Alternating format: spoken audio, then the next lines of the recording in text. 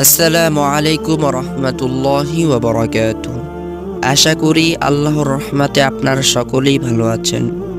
রাগ হচ্ছে নীলার, কিন্তু রাগ আসে শয়তানের তরফ থেকে। তাই নীলা ফ্লোরের দিকে তাকিয়ে আউযু বিল্লাহি মিনাশ শাইতানির রাজিম পড়ছে বারবার। ইসাক তখনই রুমে ঢুকে মাকে বলে, মা আমি সব শুনেছি, আর হ্যাঁ ও আমার স্ত্রী। আমার স্ত্রী কি করবে না করবে সেটার ডিসিশন এখন থেকে আমার। তুমি অধিকার দেখাতে পারো মা, কিন্তু ইসলাম বিরুদ্ধে কিছু বলবা না। আর পর্দা করা ফরজ। তুমি যেভাবে বলছো এভাবে আল্লাহর হুকুম অমান্য করা হয় মা। আর হ্যাঁ, তুমিও এখন থেকে পর্দা শুরু করো, যদি তুমি বাবাকে দায়ুস বানাতে না চাও, কারণ দায়ুস ব্যক্তির জন্য জান্নাত হারাম। ইসাকের মা বিস্মিত হয়ে বললেন, দায়ুস কি? ইসাক বলল, দায়ুস সেই বাবা যে তার মেয়েকে বেপর্দা চলাফেরা করায়, যে তার স্ত্রীকে বেপর্দা দেখে কিছু বলে না, সে ভাই যে তার বোনকে বেপর্দা চলাফেরা দেখে কিছু বলে না। রাসূলুল্লাহ সাল্লাল্লাহু আলাইহি ওয়াসাল্লাম বলেন, তিন ধরনের লোক জান্নাতে যাবে না, আল্লাহ তাদের দিকে কিয়ামতের দিন তাকাবেন না। এক, পিতামাতার অবাধ্য সন্তান। দুই, পুরুষের মতো চলাফেরা করা মহিলা। এবং তিন, দায়ুস, যে ব্যক্তি তার স্ত্রীর সাথে অকর্ম হতে দেখেও তার আত্মমর্যাদা বোধ জাগ্রত হলো না। ইসাকের মা আর কিছু বলেন না, নীরবে সেখান থেকে চলে গেল। ইসাক মনে মনে তৃপ্ত হাসি হাসল। ইসলামিক বিষয়ে এত কিছু জানা হতো না যদি ইমন না থাকতো। অন্ধকার জীবন থেকে যার উসিলায় আল্লাহ আমাকে আলোর পথ দেখিয়েছেন, আর সেই মানুষটার বোন কষ্ট পাবে, অপমানিত হবে, তা আমার সামনে কখনো সম্ভব না। আজ যদি ইসলামিক বিষয় নিয়ে স্টাডি না শুরু করতাম, তাহলে হয়তো সময়োপযোগী কথা বলা হতো না। ইসাক নীলার দিকে তাকালো। নীলা যেভাবে ছিল সেভাবেই বসে আছে। ইসাক মুস্কি এসে বলল, আপনি ফ্রেশ হয়ে নিন। আর হ্যাঁ, এখানে কোনো গায়রে মাহরাম আসবে না। যদি আসেন তাহলে মহিলা আসবেন। চিন্তা করবেন না, আপনার পূর্ণ পর্দার সুযোগ করার ব্যবস্থা করে দিব ইনশাআল্লাহ। নীলা অবাক হয়ে তাকাচ্ছে। মানুষটাকে সে বুঝতে পারছে না। এক সময় বোঝা যায় হাসি খুশি, অন্য সময় মুখটা আধার কালো। ফায়জা রাফিকে মুখে তুলে দিচ্ছে খাবার আর বিভিন্ন গল্প করছে। ইমন আড়াল থেকে সন্তানের হাসিমাখা চেহারার দিকে তাকিয়ে আছে। কতদিন পর ছেলেটার প্রাণোচ্ছল চেহারা দেখতে পারছে। ইমন দীর্ঘশ্বাস নিল। ফায়জার মা শাহিনা বেগম ফায়জার কাছে এসে বলল, কালকে আমাদের চলে যেতে হবে। তোর বাবা আজ আর এখানে আসতে পারবেন না, উনি একটা কাজে আটকেই গেছেন। তুই কাপড় চোপড় গুছিয়ে নে। ফায়জার মনটা একটু একটু করে ভালো হচ্ছিল, মায়ের কথা শুনে আবার খারাপ হয়ে গেল। রাফিকে কোলে তুলে নিল ফায়জা।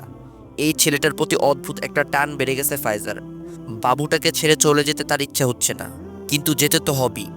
শাহিনা বেগম বলল, কি রে, কি ভাবছিস? এখন ওকে কোলে নিয়েছিস কেন?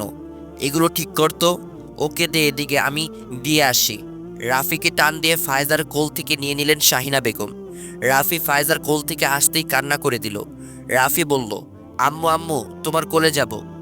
ফায়জা মায়ের কোল থেকে রাফিকে নিতে নিতে বলল, মা ওকে কাঁদাচ্ছ কেন? এগুলো আমি পরেও ঠিক করে নিতে পারবো, তুমি যাও তো। শাহিনা বেগম বলল, ও তোকে আম্মু ডাকছে কেন? ফায়জা বলল, ছোট্ট বাচ্চা, ওর মা নেই, ডাকলে সমস্যা কি মা? শাহিনা বেগম বলল, দেখ, এত কিছু জানি না, ওকে দিয়ে দে, আমি ওর বাবার কাছে দিয়ে আসি। ফায়জা বলল, তুমি যাও তো মা, রাগাবা না কিন্তু, ও কাঁদছে দেখছো না? না বাবা, কাঁদে না। কি মেরেছে আমার বাবাকে? ফায়জা রাফিকে আদর করে কান্না থামাতে লাগলো। ইমন ফায়জার মাকে দেখেই আড়াল থেকে সরে গেল। নীলা ফ্রেশ হয়ে বসে আছে। একের পর এক মহিলারা ওকে দেখে যাচ্ছে। নীলার ভীষণ বিরক্ত লাগছে। বউ দেখা যেন একটা প্রথা হয়ে দাঁড়িয়েছে। নীলা বিছানা থেকে নামতেই আরেকজন মহিলা এসে হাজির হলো শাশুড়ির সাথে। মহিলার পিছনে একজন ভদ্রলোকও ঢুকছিল। নীলা সেটা দেখে লাফ মেরে খাট থেকে নেমে ওয়াশরুমে গিয়ে দরজা লাগিয়ে দিল। ইসাকের মার হাসি মুখটা নিমিষেই কালো অন্ধকারে পরিণত হলো। ভীষণ লজ্জা পেলেন তিনি নীলার এমন কাণ্ডতে। নীলা বলল, আরে উনি না বললেন পুরুষ আসবে না? আল্লাহ, তাহলে উনি কে? পর্দায় না থাকার কারণে এমন একটা লজ্জার কাণ্ড ঘটাতে হলো। ওনারা কি ভাববেন? ইস, না না, আমি তো আমার রবের হুকুম মানতে এরকমই করছি। যার যা ইচ্ছা তাই ভাবুক। নীলার শাশুড়ি ওয়াশরুমের দরজা টোকা দিলেন। শাশুড়ি বললেন, এইভাবে ওয়াশরুমে ঢুকে গেলা কেন বোমা? বেরিয়ে আসো। নীলা বলল, না মা, ওখানে একজন পুরুষ আছে। ভদ্রলোকটা নীলার কথা শুনে ফেললেন। মুচকি এসে ভদ্রলোকটা সেখান থেকে চলে গেলেন। নীলার শাশুড়িও রাগে গজগজ করতে সেখান থেকে চলে গেলেন। শুধু থাকলেন ওই ভদ্র মহিলাটি। নীলা অনেকক্ষণ কারো শব্দ না শুনে আস্তে করে দরজাটা খুলল। ও দরজার ফাঁক দিয়ে দেখল একজন মহিলা তার বিছানায় বসে আছেন আর নীলার দিকে হাসি হাসি মুখ নিয়ে তাকিয়ে আছেন। নীলা আস্তে আস্তে বেরিয়ে মহিলার সামনে গেল। মহিলাটি নীলাকে হাত ধরে এনে ওনার পাশে বসালেন। উনি নীলার শাশুড়ির বোন, এই পরিচয় দিলেন। তারপর নীলার সাথে কিছুক্ষণ গল্প করে বিদায় নিলেন। ফায়েজা কাল চলে যাবে, তার ইসাকের কথা ভীষণ মনে পড়ছে। এশার নামাজ পড়ে বিছানায় এসে বসেছে সে, কারণ নামাজ পড়লে বুকের ভিতরের কষ্টর যে পাহাড় হয়েছে সেটা অনেকটা কমে আসে। বারবার ইসাকের মলিন মুখটা ভেসে উঠেছে ফায়েজার চোখে। ফায়েজা লাফ দিয়ে বিছানা থেকে উঠে বসলো। ফায়েজা বলল, ইসাক খুশি আছো তো? ও ভালো আছে তো?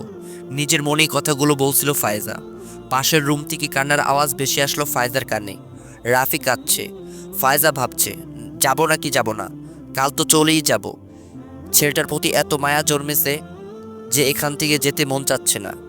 বাচ্চাটাকে কোলে নিলে এত শান্তি লাগে, নিমিষেই মনের কষ্টগুলো কোথায় যেন উধাও হয়ে যায়। রাফির কান্নার জোরটা আরও বেড়ে গেল। ফায়েজা নিজের মনটাকে বসাতে পারছে না। বাচ্চাটার কান্না দিলে কাটা দিচ্ছে তার।